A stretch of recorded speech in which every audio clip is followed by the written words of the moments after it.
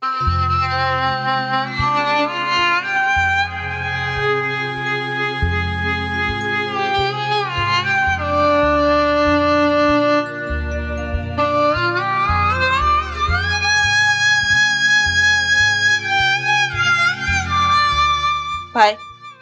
આ બધું અચાનક કેમ બની ગયું? હું છું તું તમારા દીકરાને? બેન, હું અને દેવાંગ આ દિલ્હીમાં કંપનીના કામ માટે ગયા હતા. મને યાદ છે, તે દિવસે બપોરે હોટલમાં જમી અને રોડ ક્રોસ કરતા હતા અને બરાબર એ જ વખતે એક કાર પૂર ઝડપે આવી અને દેવાંગને ટક્કર મારી દીધી. પણ ભાઈ, આ દેવાંગની બોડી તો તમારે અહીં ઘરે લાવવી જોઈએ ને? બેન, આ દેવાંગની બોડી એટલી હદે ચગદાઈ ગઈ હતી ને કે એને ઘેર લાવવી મુશ્કેલ હતી. એટલે ત્યાંની પોલીસની હાજરીમાં જ મેં એનો અગ્નિદાહ કરી દીધો. મમ્મી! અરે દેવાંગ!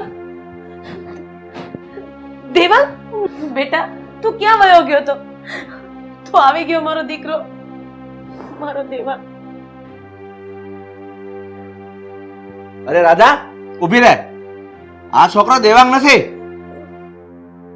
અરે શું દેવાંગ નથી? તમે જોવો તો ખરી, મારો દીકરો મારી સામે ઊભો છે અને તમે એમ કહો છો કે એ દેવાંગ નથી? અરે પણ તને કેટલી વાર સમજાવું કે આ છોકરો દેવાંગ નથી. આ છોકરાને મેં દિલ્હીમાં કેટલી વાર જોયો છે, જે અસલ દેવાંગ જેવો જ દેખાય છે. અરે પપ્પા, તમે આ શું બોલો છો? હું દેવાંગ જ છું. જુઓ ને, હું દેવાંગ જ છું ને. બસ બંધ કર તારી બનાવટ. તું મારો દીકરો દેવાંગ નથી. મારા દીકરા દેવાંગને મેં મારા હાથે અગ્નિદાહ આપ્યો છે અને તું કહે છે કે હું તમારો દીકરો છું? અરે પપ્પા, તમે મારી સાથે આવું વર્તન કેમ કરો છો? હું તમારો જ દીકરો છું. તમે કેમ મને ઓળખવાની ના પાડો છો? ભાઈ, આ બધું શું છે? આ છોકરો એમ કહે છે કે હું તમારો દીકરો દેવાંગ છું અને તમે એમ કહો છો કે મારા દીકરાને મારા હાથે દયા દીધું છે? અરે મારી બેન, આ છોકરો તદ્દન ખોટું બોલે છે. દેવાંગ મારી નજરની સામે જ મૃત્યુ પામ્યો છે. એ ભાઈ, તું જલ્દી નીકળ, નહીં તો મારે પોલીસને બોલાવવી પડશે. ચાલ. અરે પણ પપ્પા, તમે શા માટે આવું કરો છો? મમ્મી, તમે તો સમજાવો પપ્પાને. બસ નીકળ બહાર. મેં કીધું નીકળ બહાર. ચાલ. પણ તું મારો દેવાંગ નથી. ચાલ નીકળ. નીકળ. પપ્પા! અરે હાલ. પણ દિમાગ ખરાબ કરી નાખ્યો સાલાએ.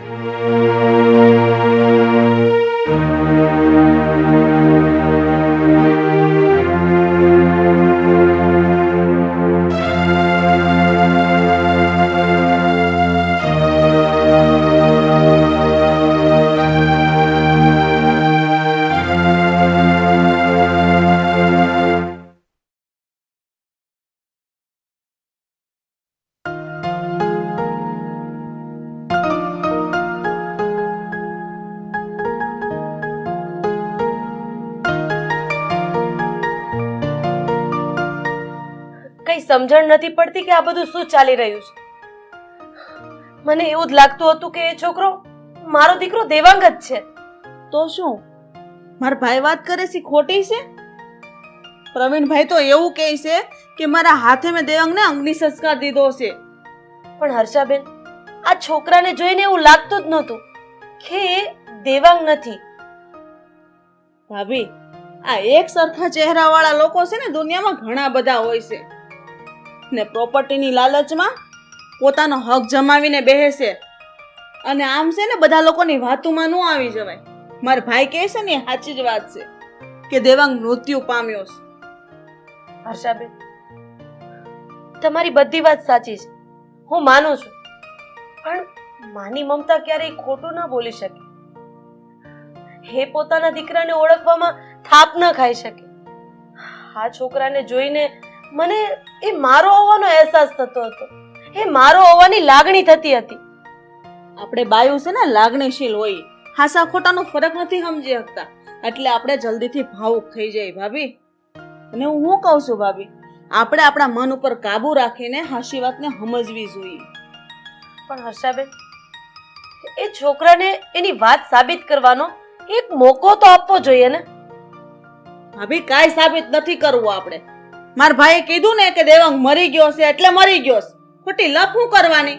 હવે આમ જલ્દી તૈયાર થાવ, બ્રાહ્મણ આવતા જ હશે. વિધિની તૈયારી કરો.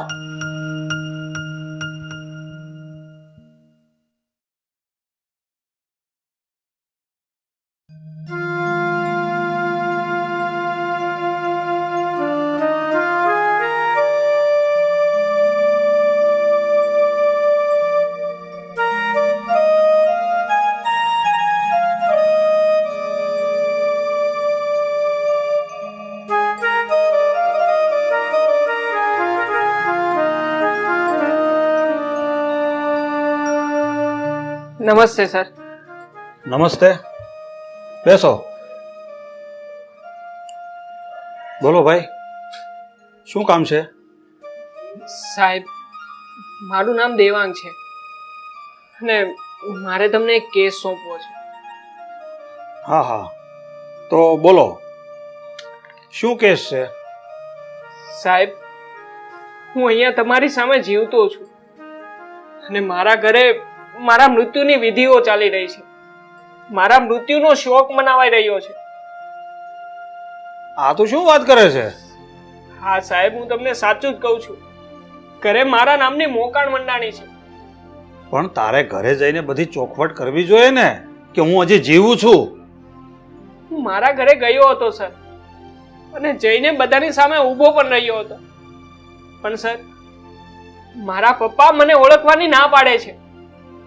એ મને કહે છે કે તું મારો દીકરો નથી, પણ મારા દીકરા જેવો દેખાતો એક હમશકલ છો. કમાલ છે, તારો સગ્ગો બાપ તને ઓળખવાની ના પાડે છે. ક્યાંક હકીકતમાં તું એના દીકરાનો હમશકલ તો નથી ને? ના ના સાહેબ, હું ખોટું નથી બોલતો. મારો વિશ્વાસ કરો. જો તમને વિશ્વાસ ના આવતો હોય ને તો લો આ મારા બધા પ્રૂફ. આ મારું પાન કાર્ડ, આ આધાર કાર્ડ ને આ મારું ઇલેક્શન કાર્ડ.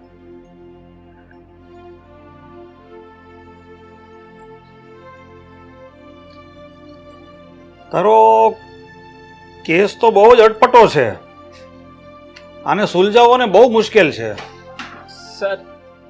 સર તમે આ શહેરના સૌથી મોટા વકીલ છો અને કાબેલિયત ધરાવતા વ્યક્તિ છો. સર તમે ઘણા મોટા કેસ હેન્ડલ કર્યા છે ને, તો પ્લીઝ સર મારો આ કેસ સુલઝાવી દો સર. તું ચિંતા ન કર, તારો કેસ કદાચ ગમે એટલો અઘરો હશે ને, હું એને સુલઝાવી આપીશ. પણ તારી સાથે જે કાંઈ પણ બન્યું છે ને એની તું મને બધી જ વાત કર, અને ધ્યાન રાખજે, સાચે સાચી વાત કરજે મને. હા સાહેબ, જુઓ 10 દિવસ પહેલા હું અને મારા પપ્પા અમારી બિઝનેસના કામ માટે દિલ્હી ગયા હતા અને ત્યાં ગયા અમે અમારી બિઝનેસ મીટિંગ પતાવી. પછી પપ્પાએ મને કહ્યું કે તું 2-5 દિવસ અહીંયા કામ પતાવી લે અને હું આપણા ઘરે જાઉં છું. ને હું પછી અહીંયા આવીને જેવો મારા ઘરે જઈને જોયું તો ત્યાં મારો ફોટો પડેલો હતો અને મારા મમ્મી અને ઘરના બધા જ સભ્યો પાછળ રોકકળ કરતા હતા. સાહેબ મને કાંઈ નથી સમજાતું કે આમાં થયું છે શું. ઓહ, તો એમ વાત છે એમ ને? કોઈ વાંધો નહીં, તારો કેસ હું જોઈ લઈશ. અત્યારે તો આ બધા પ્રૂફ હું મારી પાસે રાખું છું, કારણ કે મારે એની જરૂર પડશે. બરાબર? ઠીક છે. હવે તું ચિંતા ના કર.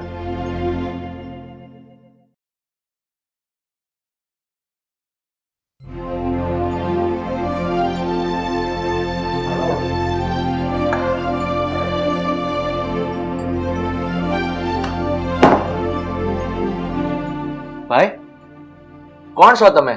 તમારી ઓળખાણ ન પડી. હું આ શહેરનો વકીલ પિયુષ વોરા છું અને હું તમારા દીકરાનો કેસ હેન્ડલ કરવા આવ્યો છું. ઠીક છે, બેહો. તમારું નામ જ પ્રવીણભાઈ છે? હા, મારું નામ જ પ્રવીણભાઈ છે. પ્રવીણભાઈ, તમારું કેવું એમ છે કે તમારો દીકરો દેવાંગ મૃત્યુ પામ્યો છે અને તમે તમારા હાથથી જ એમને અગ્નિદાહ દીધો છે? હા, એ વાત સાચી છે. મેં ખુદ મારા દીકરાને મારા હાથે અગ્નિદાહ દીધો છે.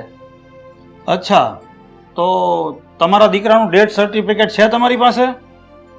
હા, છે મારી પાસે ડેથ સર્ટિફિકેટ. લો, હમણાં લઈ આવું.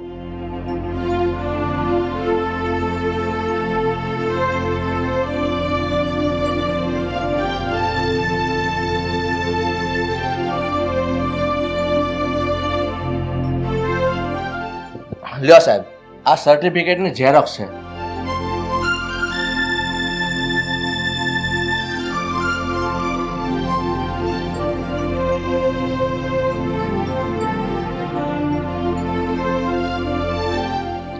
સર્ટિફિકેટ તો ઓરિજિનલ છે, પણ આમાં એડ્રેસ તો દિલ્હીનું લખેલું છે. અને આવા સર્ટિફિકેટ તો વેચાતા જોઈએ એટલા મળે છે ભાઈ. હવે આના સિવાય બીજું કોઈ પ્રૂફ છે તમારી પાસે? અરે સાહેબ, આ ડેડ બોડીનું બીજું તો શું પ્રૂફ હોઈ શકે? આના સિવાય બીજો કોઈ પ્રૂફ નથી મારી પાસે. પણ મારી પાસે એવા ઘણા બધા પ્રૂફ છે કે જે સાબિત કરે છે કે આ દેવાંગ તમારો જ દીકરો છે.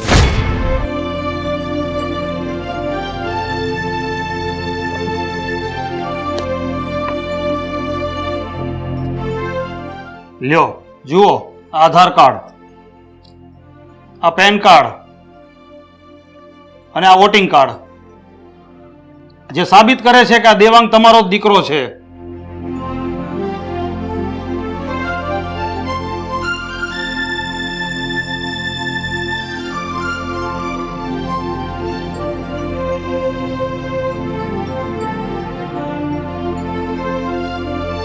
પ્રવીણભાઈ, જો આ દેવાંગ તમારો દીકરો નથી તો આ આધાર કાર્ડ, પાન કાર્ડ, આ વોટિંગ કાર્ડ, આ બધા એમની પાસે ક્યાંથી આવ્યા એ કહેશો મને?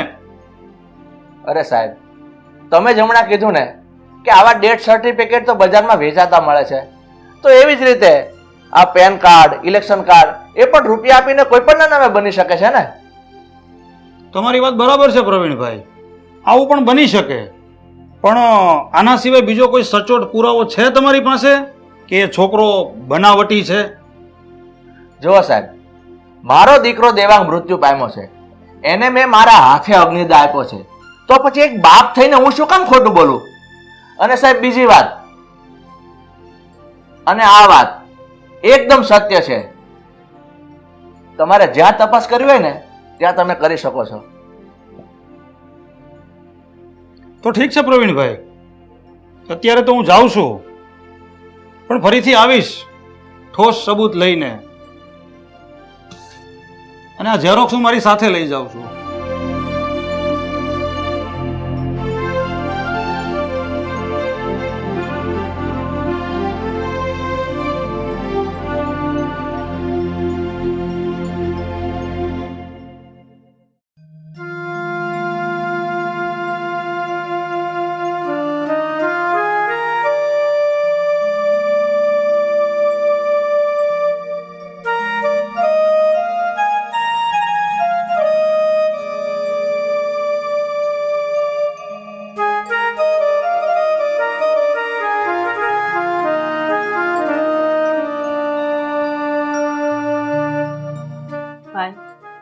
આ દેવાંગ મૃત્યુ પામ્યો ને એને 1 મહિનો થઈ ગયો, પણ હજી સાબિત નથી થયું કે દેવાંગ મૃત્યુ પામ્યો કે નહીં.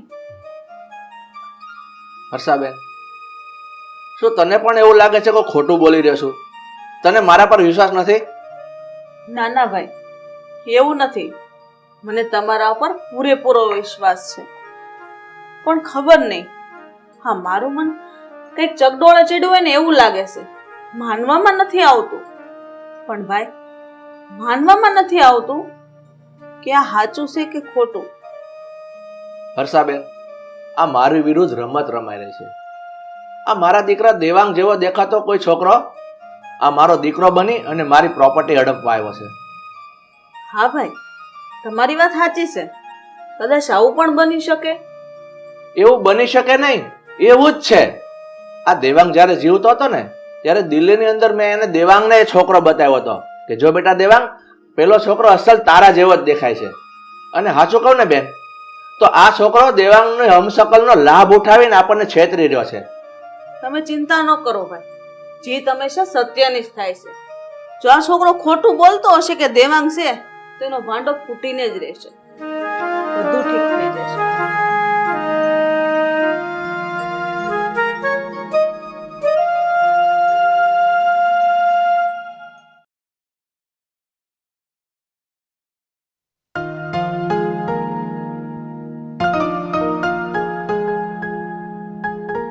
હા, મહેતા સાહેબ, હા હા હા, મેં તમારા દીકરાનો કેસ બરાબર જોયો છે. એમાં જોવામાં જઈએ તો થોડું સામેવાળાનો પ્રોબ્લેમ છે, પણ તમે ચિંતા ના કરો, તમારું કામ થઈ જશે. લગભગ તો આવતા મહિનામાં તમારો કેસ સોલ્વ થઈ જશે. હા, ઓકે ઓકે. હા ચાલો, હા પછી વાત કરીએ. ક્લાયન્ટ આવ્યા છે. ઓકે.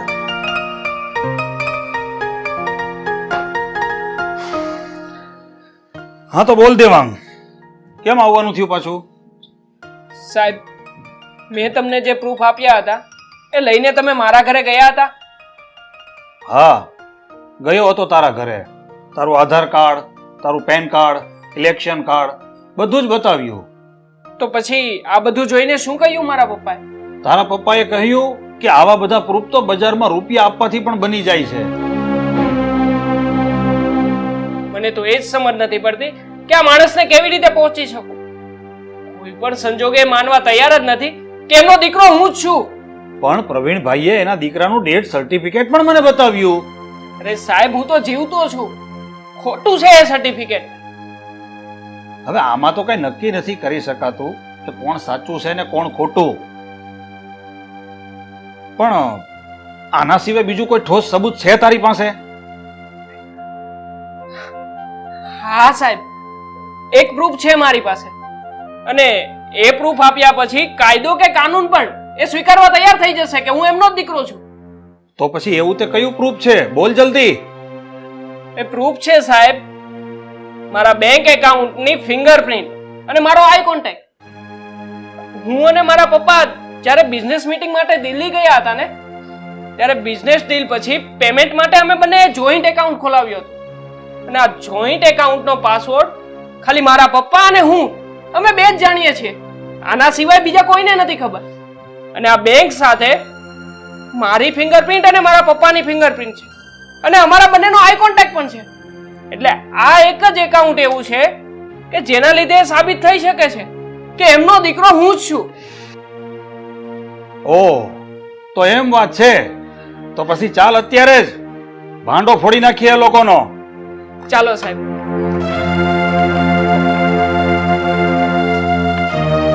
ચાલો. ચાલ.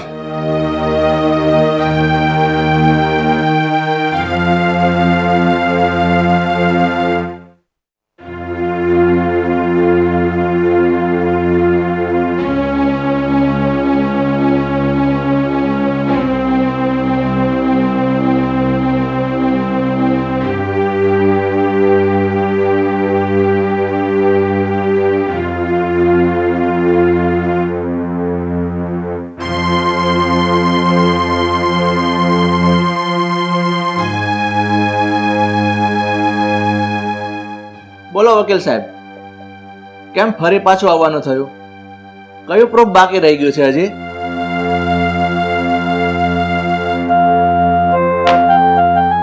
પ્રૂફ છે પ્રવીણભાઈ કે તમે અને દેવાંગ જ્યારે દિલ્હી ગયા હતા ત્યારે તમે બંને બાપ દીકરાએ એક જોઈન્ટ એકાઉન્ટ ખોલાવ્યું હતું.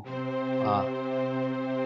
અને એ એકાઉન્ટનો પાસવર્ડ તમારા મોબાઈલમાં છે, અને એ પાસવર્ડ ફક્ત ને ફક્ત તમને અને તમારા દીકરા દેવાંગને જ ખબર છે. બરાબર? હા. તો જો એ પાસવર્ડ આ છોકરાને ખબર હોય તો તમારા મોબાઈલથી એ બેંક એકાઉન્ટ ઓપન કરી શકશે. તો તમારો મોબાઈલ આપશો?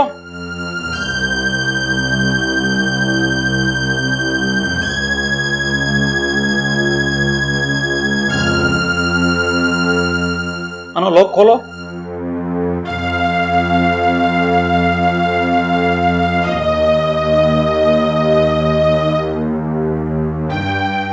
લે દેવાંગ, એકાઉન્ટ ઓપન કર.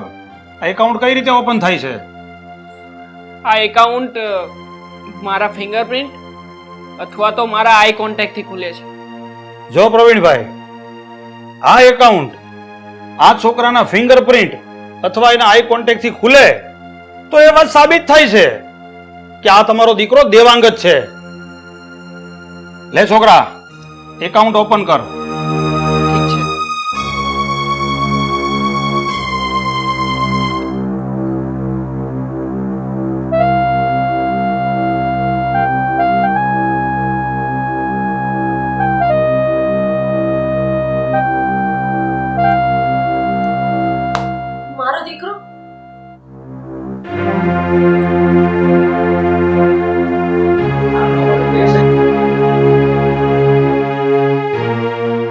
અનિલભાઈ, હવે આ સાબિત થઈ ગયું છે કે આ તમારો દીકરો દેવાંગ જ છે અને તમે અત્યાર સુધી ખોટું બોલતા હતા.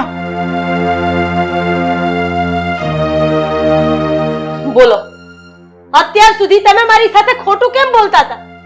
મારા દીકરાને તમે જીવતા જીવ મારી નાખ્યો. તો હવે સાંભળ તું પણ. તારા દીકરાને તું આંગળીએ લઈને આવી છો, એને હું મારો દીકરો માનતો જ નહોતો અને તારા દીકરાને હું મારો વારસદાર તરીકે કોઈ પણ પ્રોપર્ટી આપવા માંગતો નહોતો. એટલે જ એને મેં મારી નાખવાનું નાટક કર્યું છે. શું પ્રોપર્ટી માટે તમે આ બધું કર્યું? અરે તેલ લેવા ગઈ તમારી પ્રોપર્ટી. હું મારા દીકરાને આંગળીએ આ તમારી પ્રોપર્ટી જોઈને નહોતી લઈને આવી. હું તો મારા દીકરાને એક આશરો મળી રહે એ આશયથી તમારા ઘરે આવી, તમારી સાથે લગ્ન કરીને આવી. જે ઘરમાં મારા દીકરાના મોતનું તાંડવ રચાઈ ગયું, એ ઘરમાં હવે હું એક મિનિટ રહેવા નથી માંગતી. આ ઘર છોડીને જાઉં છું અને એ પણ મારા દીકરાને સાથે લઈને. અરે ગળે બાંધીને રાખજો તમારી પ્રોપર્ટીને. આ ભૂલ તમને અત્યારે નહીં સમજાય, પણ છેલ્લી ઘડીએ જ્યારે અગ્નિદાહ દેવા વાળો દીકરો નહીં હોય ને ત્યારે સમજાશે. ચાલ દેવાંગ, ચાલ બેટા.